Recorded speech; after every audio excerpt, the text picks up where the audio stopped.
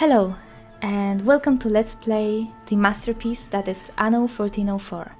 Unlike in my black and white Let's Play, I will not be doing the campaign, which means there will be no linear progression during which I could explain the basics of the game and show you how to play it. That being said, I will do my best to talk about what I'm doing while I'm doing it. So even if you will be lost, if you've never played this game, perhaps you won't be lost completely. What I will be doing here is attempting to complete 2 achievements from my favorite category, Setup. It will be We Have No Time to Lose, Build an Imperial Cathedral within 7 in-game hours in a hard game, and The Emirate, Build a Sultan's Mosque within 5 in-game hours in a hard continuous game. Now, I have not seen a video that actually, I haven't seen any video, either for the Emirate alone or the We Have No Time to Lose. There is one Let's Play for the Emirate, but it does not have a voiceover. And I'm one of those people that just, I don't know, I have issues with silence lately, so when I'm watching stuff like that, I want somebody to talk and jabber, even if they talk complete bullshit, just talk to me, you know? So I thought I would do that. And as a bonus, I will try to combine both of those achievements. Can it be done? I don't know, I've already failed at it, but I've made mistakes, I hope I've learned from them, and I will attempt again, because I'm stubborn and this is challenging and this is my game and I cannot let it beat me. The problem is, I could not get through it's like, it was bad. It was not bad, it's a very nice Let's Play of the Emirate. If you don't mind a silent Let's Play with annotations that tell you what's happening and why every now and then, it's perfect.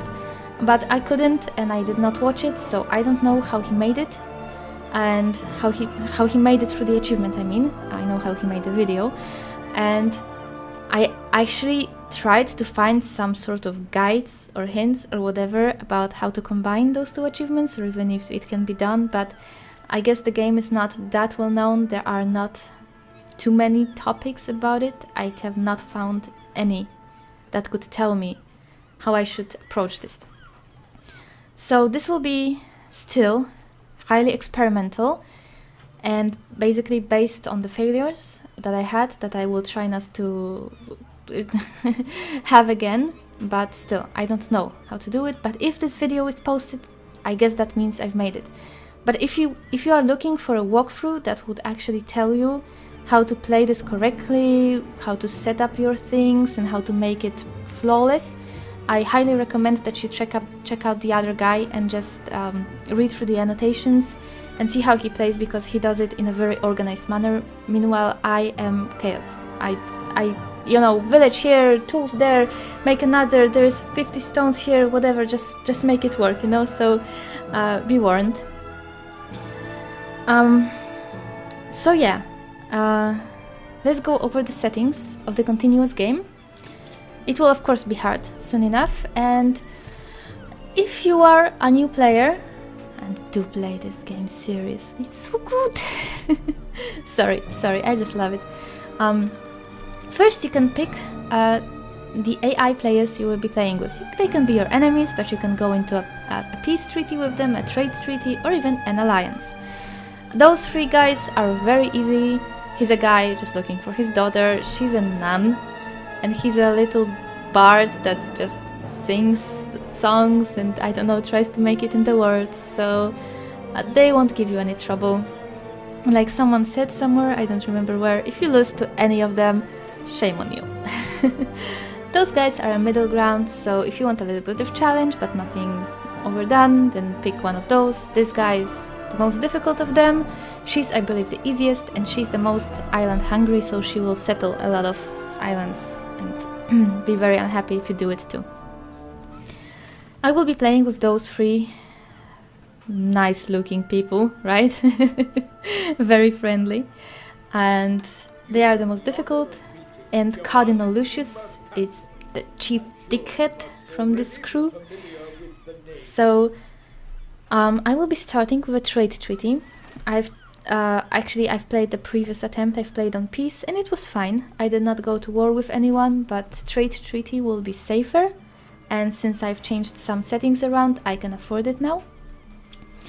Corsairs, weak. I have played a difficult game with strong corsairs. I have a title to prove it. I'm not a pussy. I just don't want them to pester me. And they are such pests. They will go, destroy your ships, then you have to build more warships, get more escorts, or just fight them, you know, like, not with those achievements. They are very fun. It's great, just not when you are rushing it so much. And speaking of rushing, you want a lot. You want huge island, you want a lot of islands, you want them big, you want fertilities, you want materials, you want to be able to construct whatever you want, wherever you want, because you don't have time to go around the map, look for some island with fertility for roses or whatever, and then discover that it's tiny, so you need another, just, you know, no. Not when you try to do those achievements. Set it like this, they are worth it. Neutral powers, I honestly probably won't use any, but since I have 10 points to spare, I can just take them, even if to just show what it is, if I will find any. Random map, seeds. I think if you, I think they are somehow static, so if you chose the same seed that I have, you should get the same map. I don't know how it works, but that's what people say, they think that that's how it works. I don't know. Black magic to me, you know, I'm not an IT person. Maybe they do have like 99,000 maps generated by some number coded, I don't know. If that's the case, I can recommend you free seeds, that's one. It's fine. Then there is this one I found randomly. Just putting random numbers a while ago, I don't know, a year or two ago. I played my biggest game on this and it was very fine. And this time I tried to, but it wasn't good enough for this achievement, I think. Of course it could be good enough, everything could be good enough, but I want it as easy as possible, so I looked a little bit for a better map, and by typing internet memes I came up with this one. For 20, Blaze It, so and it's actually a very good seed, and I'm going to be playing on it, and I would recommend it if you will get the same map as me, if you typed it. This is such an important option, dudes. Like the guy who played this this Emirate Let's Play, he played on off because he's good at the game. Me, on the other hand, I'm a moron. And as a moron, I build things where things should not be built. I build wrong things, I build things too fast, which means I place them not how they should be, like to the side or whatever, and I need to raise them to the ground a lot. So I need this. And if you are a moron like me, you need this. Trust me. You will thank me for it. If you are good and you use a lot of brain when you play, then you can go with off, I suppose. Quests. In my failed attempt, I made a mistake and chose off to get those 20 sweet points, you know. That was pretty stupid, because what you need, very importantly, is prestige from Al-Zahir. And to get it, you need, well, prestige. You need to get a lot of those scrolls you get for the prestige, so you can get friends with Al-Zahir. And to get those scrolls, you need prestige, and quests give you prestige. That was so logical, wasn't it? But you get what I mean, I'm sure. But there is one more thing. It can also work on medium, I suppose. Well, my strategy can work on medium. I don't know if there will be enough quests to do it in time, so I will go with many, absolutely. But once I'm in game and I achieve the citizen civilization level, I will show you one more thing you can use quests for while you're doing those achievements. But that will be a cliffhanger for now. Alright, so disasters. I've set them all on. Big balls, right? Wrong. Volcano, 3 points. It's just on one island if you don't settle on it, and I want, like, whatever. It's just pretty. You can just go to the island and watch how pretty it is. Yay! Sandstorm? It's not that dramatic. It actually happened to me. It turns off your buildings for a little bit, so unless it happens to your dates farm and all of your nomads starve, like, whatever. And it's not that huge. At least it wasn't in my previous game. Thunderstorm, I didn't see it, but it's just 25 points, so it cannot be too dramatic. Fire and Plague, I turned them on because I turned off Sabotage. I will tell you a little bit about it in a second, but the thing is, if you don't catch the spy, he can cause fire and he can cause plague, so I chose to just get the fire and the plague and just not deal with the Sabotage, since the problem is this is pretty fun when you're playing alone and you have a lot of time and you just want to play a little hide and seek. It's a fun little mechanic, but honestly, for a let's play, when I was trying to do it before, and yeah, I was recording because I thought I would do better. I didn't. It was basically me looking for some little spy and talking with the only part of my brain that I had left, a drooling, babbling part, and I decided to try and go around it, which is why I'm choosing those, and they also gave me enough points to get a trade treaty with the enemy II. So those are the changes. Now, when it comes to Tornado, it gives you a lot of difficulty, rightfully so, but the thing is, while I don't like to save scum, especially when I'm trying to make a let's play, I will. If Tornado comes to my island, I will reload my previous save, and I have autosave set for 15 minutes intervals, so I will just reload it, because if that comes to my main island, the achievements are pretty fucked. I mean, it destroys a bunch of your things. Not now, maybe another time. But also, there's one other problem with Tornado, and it's that it's scary as fuck. I mean, you can go to just type, since you are on YouTube, type ANNO 1404 Tornado or ANNO 2070 Tornado and watch this.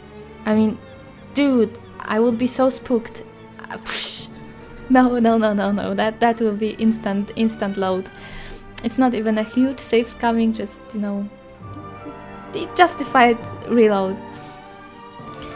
So yeah, of course the map will be off, so that pushes me to hard.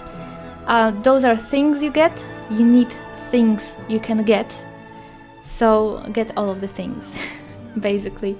Since you need to have a fast start, fast expansion, fast everything, you know, we have no time to lose. So let's not lose any time and get everything we can. The first time I tried to play with 30,000 gold coins. No. Just no. I mean, if you want to do something really challenging, I suppose you could try, but I honestly don't think it can be done. I honestly don't think that even if those two achievements can be done together, I think you need those 80,000 gold coins to even think about it. Now, victory conditions, I'm just setting monuments because that's the only reason, that's the only goal I have here for this game. The only thing that changes is that you get the "Yay, you won" message.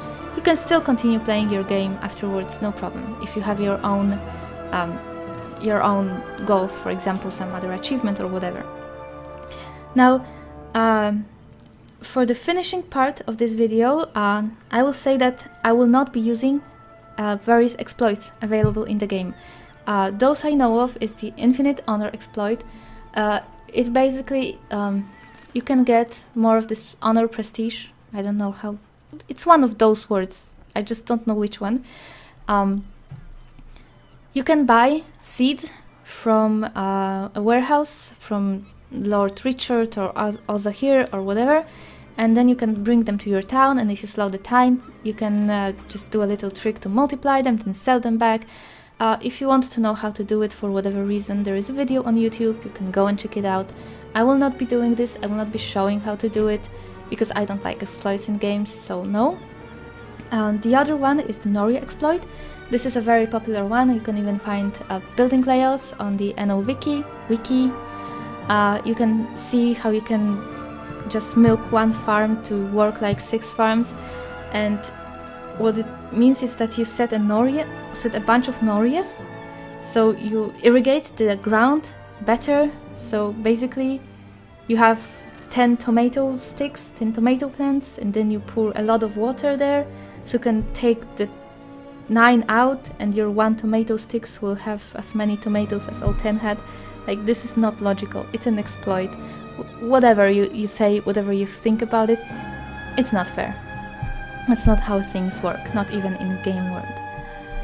And one other thing you could do if you wanted to cheese your way into achievements is that at the start of the game, if you just settle every big island that has cider and hemp fertilities, the AI players will not settle anywhere and they will have to drop out.